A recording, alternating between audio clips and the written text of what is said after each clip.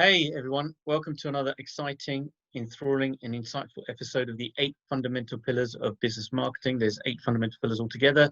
Today we're going to talk about pillar number 4, but before that, I will introduce my good friend Dave SHILLITO, coach, mentor, entrepreneur, and owner of the Business Model Mastery brand. If you're Hello. interested, check out daveshillito.com.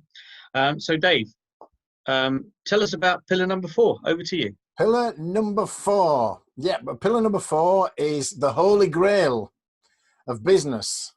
The holy grail of business. Okay, it's basically continuity income or recurring income. So you make the sale once and people buy from you month after month after month. Just let that sink in. Okay, so this isn't e-commerce or, selling things on eBay or selling things on Amazon where you've got to find new customers and new transactions every day, every week, or every month. This is about making the sale emotionally, psychologically, having the other person buy, if you like, making the sale once, and then they automatically pay every month. Continuity income. It's the safest, soundest type of income that there possibly is. And there are very, very, very few businesses that can, with a little bit of sideways thinking, bolt on or bake in some kind of continuity income. So the examples that I use, which one would struggle, would be things like, capital sales, big ticket sales, business to consumer, things like windows and central heating. But there are many, many other industries and businesses that you wouldn't think it was possible, like parish priests or funeral directors, where it is actually possible to create continuity income within those industries. So let's get started. Okay. If your viewers may remember in the presentation that we did about list building, we agreed that if it really, really does take several touches to make a sale, we don't know whether that's true or not. I don't believe it's true. No, but it may or may not be true, but it's academic, really. But let's just say it does take several touches to make a sale. We don't really want to be paying for each touch. Right? Remember, we covered this in list building, talking about old style newspaper ads, where the newspaper ad salesperson would want to sell you a series of ads. So they'd tell you that people have to see your ad 7 times, which we debated. May or may not be true. Because I think if the offer and the timing is right, people will buy on first contact. But that is academic to the fact that if you were buying a series of ads, although each ad was discounted, you would still be paying for each ad, for each touch, if you like. So the ideal would be to not pay for every touch, to basically only pay once, and then you get to reach out and metaphorically touch the customer as many times as you like without paying after the first one, right? So how do you actually make money with every touch? With every single time there is contact between you and the customer, it's a transaction.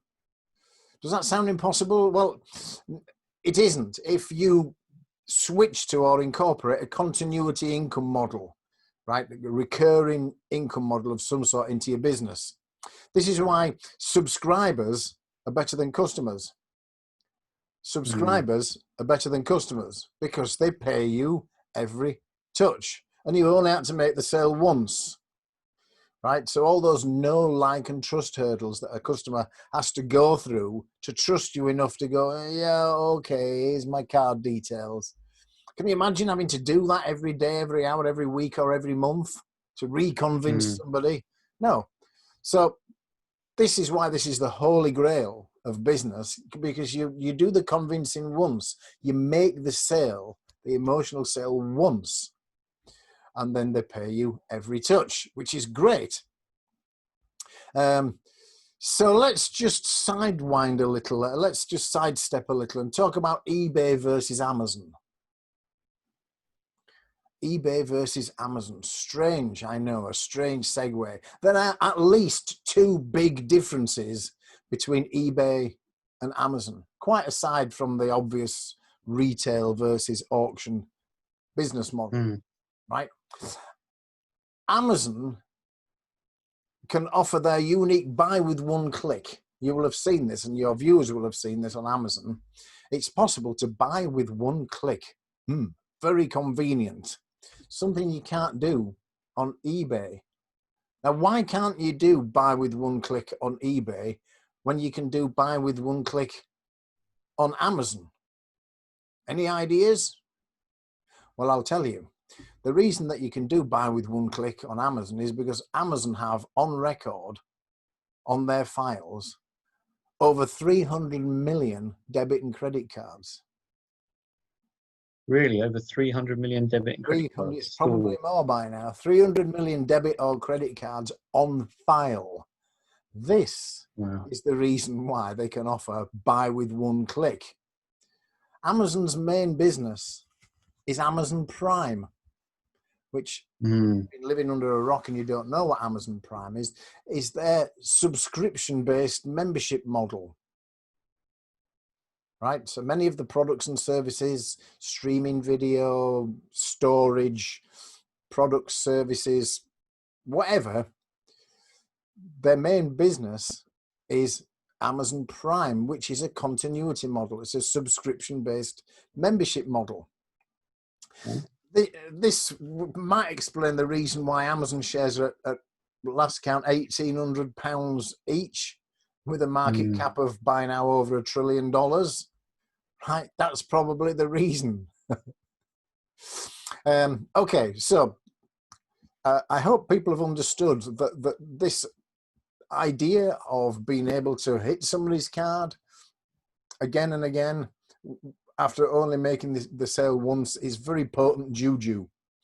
When most people think about continuity income and subscription models, what pops into people's heads is websites, a membership site. So you're offering values that somebody wants to consume on the regular, and they are convinced enough to join the site, and then hopefully they will pay you every month. But there are other subscription models. So I'm going to fire through nine different subscription models that your viewers may or may not have thought of, with your permission. Yeah, sure. Go ahead. 9 subscription models, everyone. David's just going to explain it right now. All right. Okay. So the first one is the membership website model. Okay. This is what we call paywalled watering holes, where people get curated, up-to-date quality information about their thing. They also get the input of other members. Okay, if it's an open forum type site, I have one of these sites. It's called Business Model Mastery. Let me give you an example of the power of this. The UK Camping and Caravanning Club, right? Their membership website, they have over 700,000 members. Wow. 700,000 members, right? That's a hell of a standing audience. So the membership website model, which everybody's likely familiar with, is best for evergreen, specialized, perhaps transformational insights or highly specialized information that by nature evolves or changes over time. So that's not necessarily, but it's best suited. This model is best suited for that kind of information where it's news you can use, up-to-date information that changes over time. So that's the first one. Second one is what's called the all-you-can-eat library model. The all-you-can-eat library model. Right now, examples would be Spotify and the music industry, or Netflix. This is unlimited. Yeah, this is unlimited access to basically a warehouse of value. And like any library, members don't consume everything. They're not expected to consume everything. But the scope of what's on offer means that there'll always be something to satisfy their tastes and interests, right? So you're not going to watch every movie on Netflix, but the wide enough choice, it's going to satisfy most people most of the time. Same with Spotify. The all-you-can-eat library model for a monthly subscription. So that's the second. The next one is the private club model. private club model, exclusivity, right? This is mastermind groups, something that's in very limited supply. You know, almost always a service or an experience of some sort. So the market would be achievement-orientated strivers. You know, people will always be attracted to getting closer to gurus, photo opportunities, you know, genuine social proof of being seen with recognized thought leaders and industry celebrities and luminaries and gurus.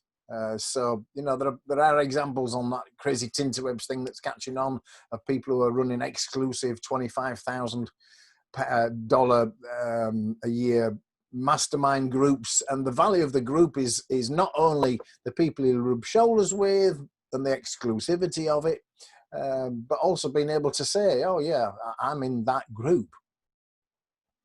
I think Joe Polish runs a very successful group. Next, continuity income is the front of line model. The front of line model.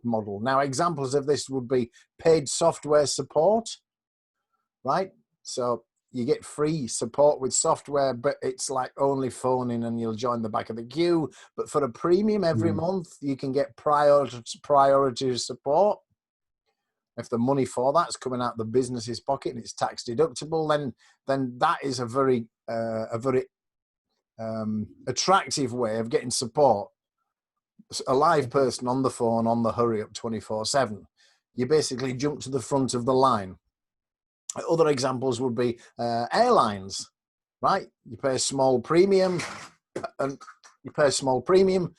you can jump the queue, you can jump the line. Disney, right? Disney, they do queue jumps. You can pay extra and you go at the front of the queue. So that's the front of line model. You pay extra to jump to the front of the line. Is all this making sense? Yes, yes, absolutely. Good stuff. All right, next is the consumables model.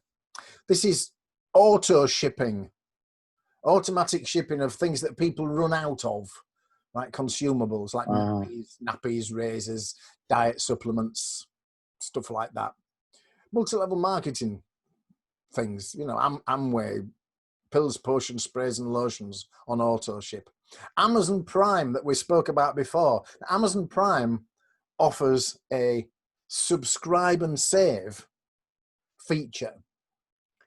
I don't know if your viewers know this, but through Amazon Prime, you can get a subscribe and save feature on virtually all its consumable products. So all the consumable products that Amazon carry, even if the original supplier of the consumable doesn't offer subscription, if they put the stuff up for sale on Amazon, Amazon will say to their Prime customers, well, yes, that thing that you bought, if you use our subscribe and save through Amazon, even if the original vendors and suppliers don't offer this, we will put you into continuity, which is awesome, isn't it? Because also that kind of removes the subscription part of the unique selling proposition for all these companies. Anyway, we're deep diving a little too far there. So this is the consumables model, auto shipping of things that people run out of.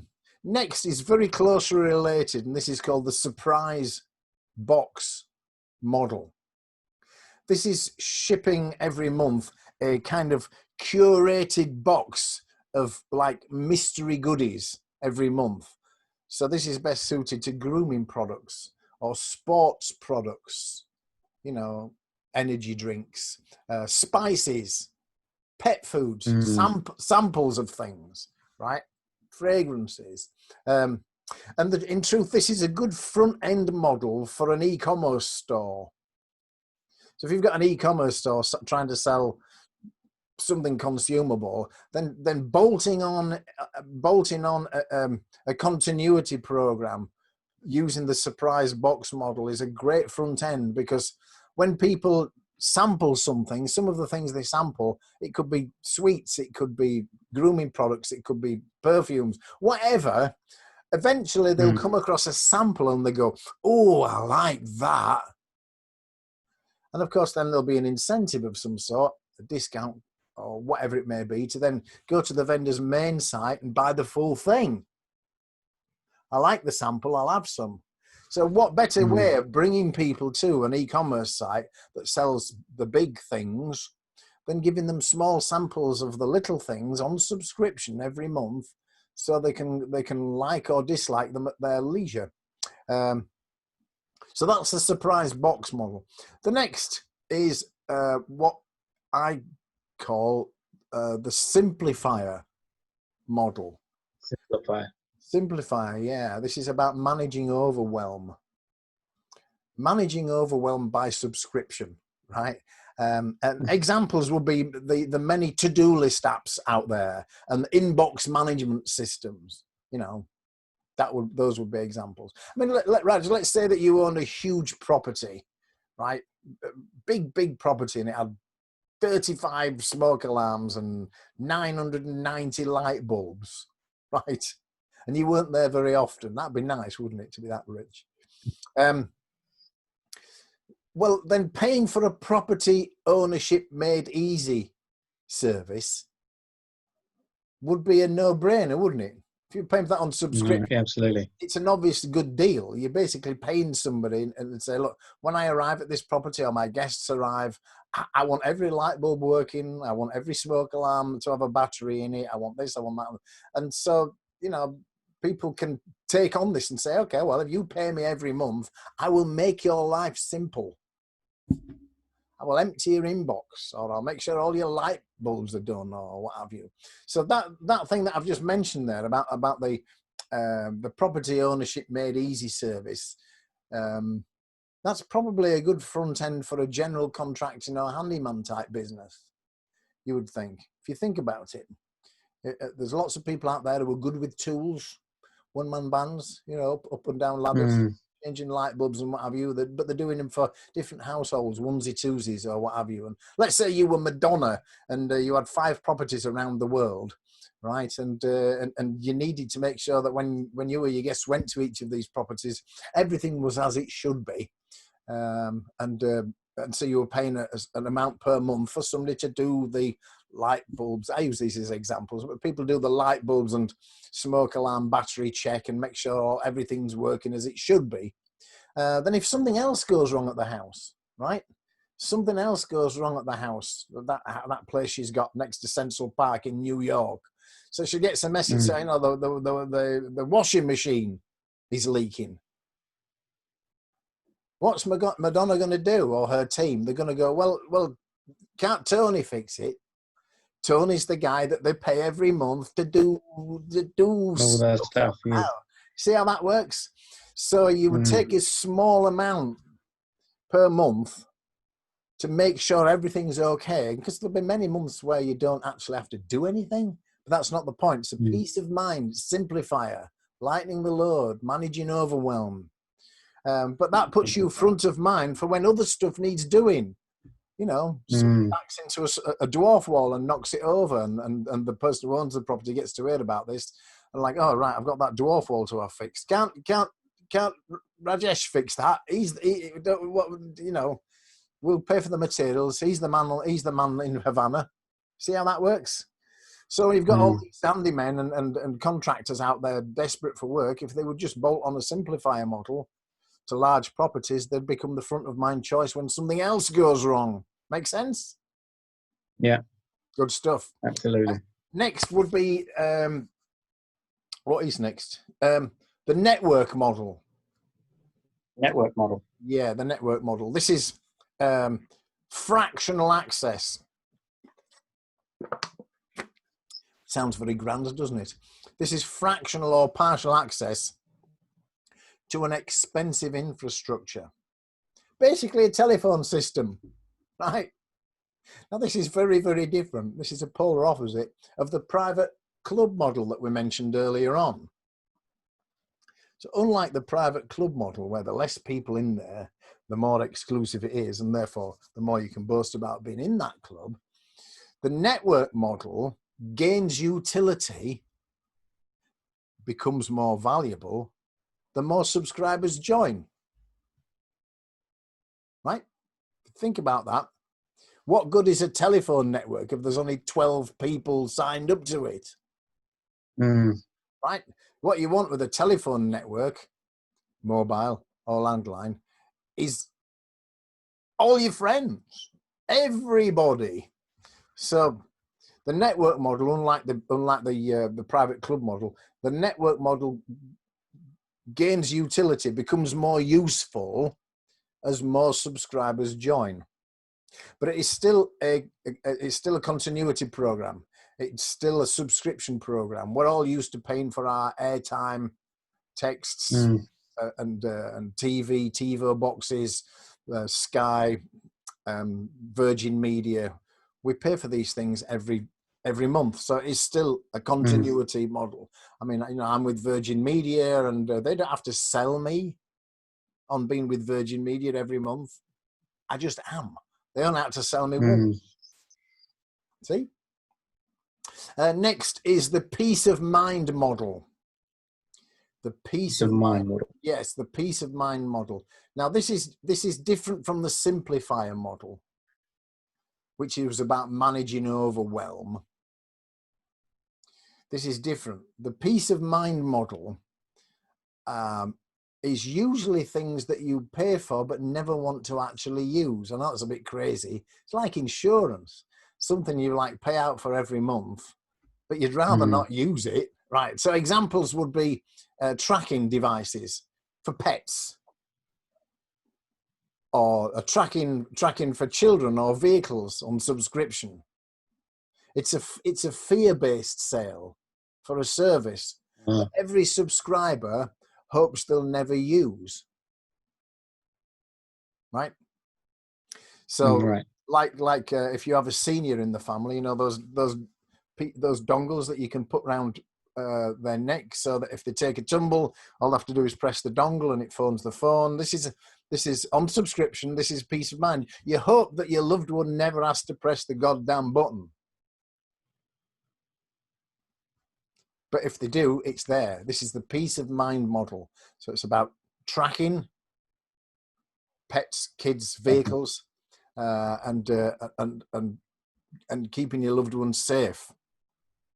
So most interesting. So those are, I think, was that 9? I think it is. So those are the 9 continuity models. If your viewers want to rewind this video and go through them and think, okay, can I pivot to or bake in any of these models to my existing business? Because in my experience, after 3 decades slugging it out in the prison yard of commerce, sales and marketing, I've discovered that with very, very few exceptions, a continuity or subscription model can be built into any business. Like I say, the exceptions are probably windows, central heating, churches and funeral directors. Would you agree?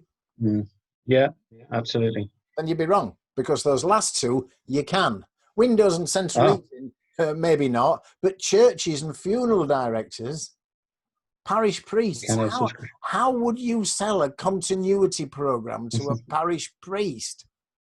Really? Well, here's the thing of it. Through a different lens, a parish priest is a public speaker, and every Sunday they've got to do a keynote. During Mass, they have to stand up and give a eulogy, give a sermon. And, you know, they are only human. I'm sure a lot of the week of the parish priest is sat there going, what the hell am I going to speak about? Sorry, what the heaven am I going to speak about this week? So proven topics, proven ideas, notions, concepts around which they can build or bake a weekly sermon on subscription. So let's say that they paid £15 a month, and for that they get two ideas a week. Of things. Ideas a week, yeah. I don't know. I'm just kind of riffing here and spitballing and making this up. But you can see how a parish priest, especially a new young parish priest, would go, you know what? I probably could come up with 10 sermons, but by the time I got to 110, or 1,010th, I'm going to be struggling. So that the idea of having somebody else come up with ideas on subscription would be very appealing, wouldn't it? Yes, absolutely. And also, let's look at funeral directors, right? I mean, a funeral, somebody unfortunately passing away, you would think would be the ultimate one and done, right? There's nothing more final than death. However, I'm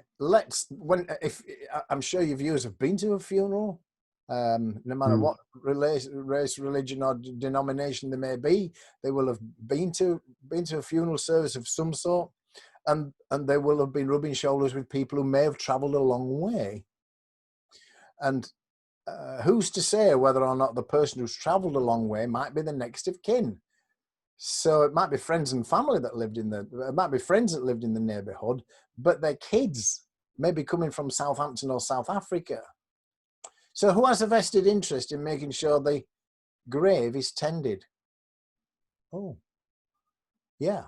So it wouldn't be inappropriate when whoever it is that's doing the funeral arrangements to say to the person who's obviously most emotionally invested in their loved one being remembered ad infinitum, and saying to them, this is entirely up to you. It's just a service that we found has been very well received. We have an association with a gardener and a florist, and for a small amount every month, should you so wish, these folks will go and visit the grave. They will tend the grave. They will cut the grass. They will replenish the flowers, should you so wish. And not only that, but they will take a photo with a date stamp and send it to you by WhatsApp, so you know you're getting the value, and they're not sending you last month's photo. And that service is £17 a month. Is that something you might be interested in? You see how that would work? Yeah. Some will, definitely. somewhat, so Very what? interesting. Some people would go for Very that. interesting. Of course they would. Definitely. Some people would go for that. If they're burying their loved one in Sheffield, but they live in Southampton, for a small amount per month, they would go, yeah, okay, I would really like my mum or my dad or my brother's grave to be tended. Don't bother with the flowers, but yeah, cut the grass once a month and send me a photo of, cleaning the headstone, that you've cleaned the headstone and everything's clean and tidy as it should, because I can't be there to do it as much as I'd like to. But that would be worthwhile to somebody who is invested in the grave remaining as it was on the day that their loved one was laid to rest. You see how that works? Yeah. So with a little bit of sideways thinking, yeah, you can bake in continuity and subscription models to anything, including parish priests and funeral directors, right? Okay. So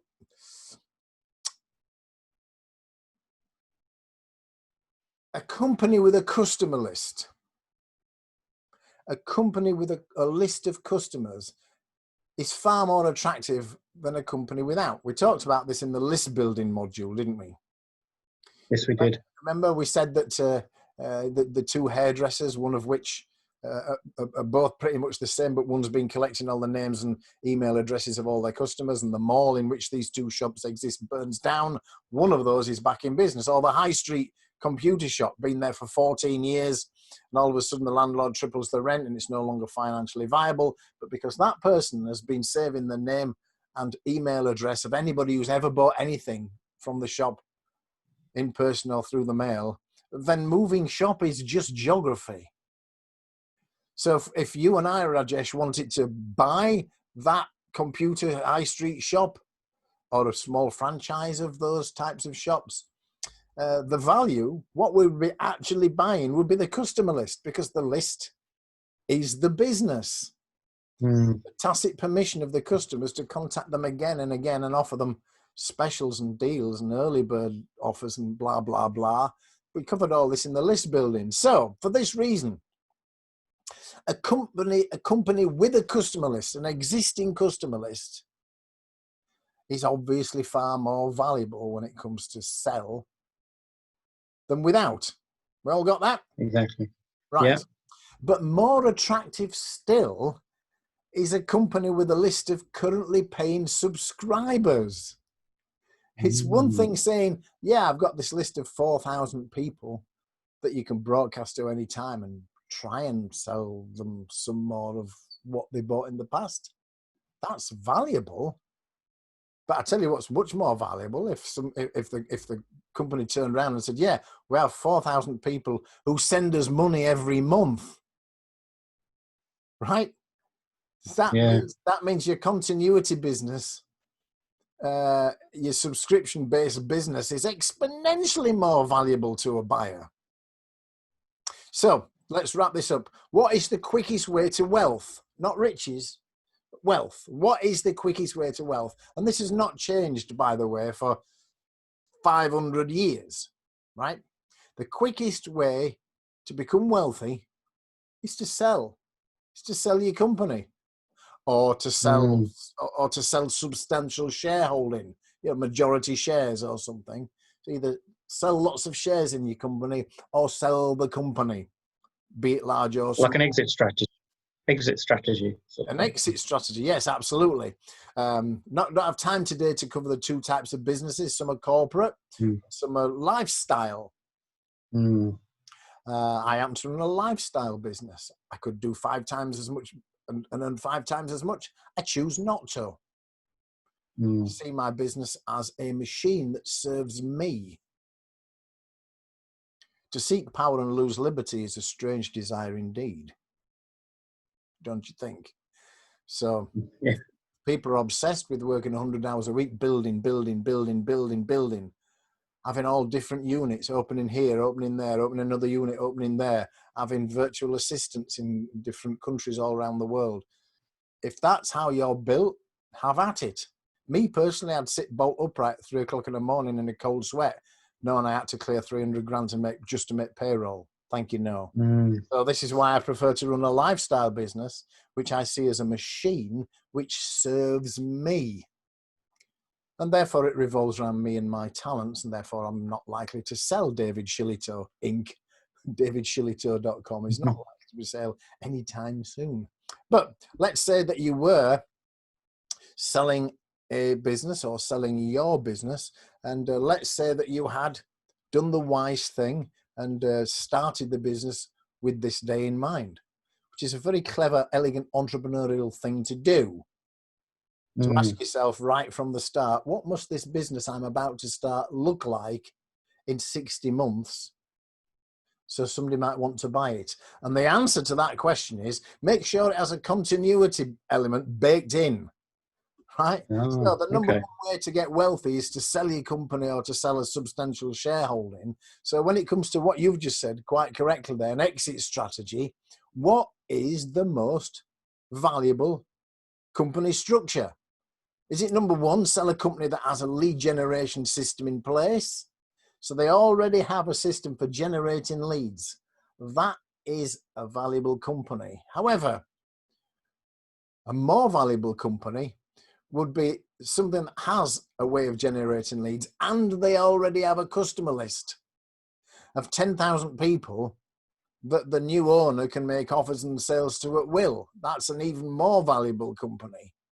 Not only do they have a way of generating leads, but they've decided to keep them and keep in touch with them. That's a much more valuable company. But the level beyond that is to own and, should you so choose, exit from a company that already has, let's say, 10,000 paying subscribers, because that represents an immediate guaranteed monthly income from day one. I'm going to run that by you again one time and catch it in the wind as it flies by. What you're selling is a company which has a structure which represents an immediate guaranteed monthly income from day one. So if you're buying a company that's exceedingly attractive, not just customers, but paying customers. This is why subscribers are more valuable than customers. So if you've structured your business to be this right from the get-go, you can be sure that once you've built it up, should you so choose to exit, that you'll get most bang for your buck if you can say to a potential buyer, I have 5 or 10,000 paying subscribers. This is why one company will buy another out just to get their subscribers, just to get their members. It's like buying income at a discount. You know, this is why companies are taken over. They're not interested in anything other than the customer list.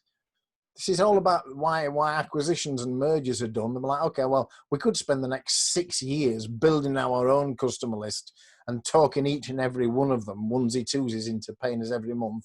Or we could just buy that company over there who already has 10,000 paying customers.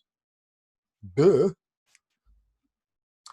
So there we are. There we have it. That is the power of the continuity income or subscription business model. So I hope that's been useful and interesting to folks. If they want to review the 9 that I went through and see if there is any way that they can bake in, bolt on, or even completely pivot to any of those types of structures, then go back through the video, make a note, and think to yourself, yeah, I wonder if I could do something like that in my business, because it's the best income there is. It is the holy grail. The holy grail of business. Holy grail of business. Well, once again, thanks for that, Dave. Very interesting, very insightful as well. Yes. I always learn something whenever we do these videos.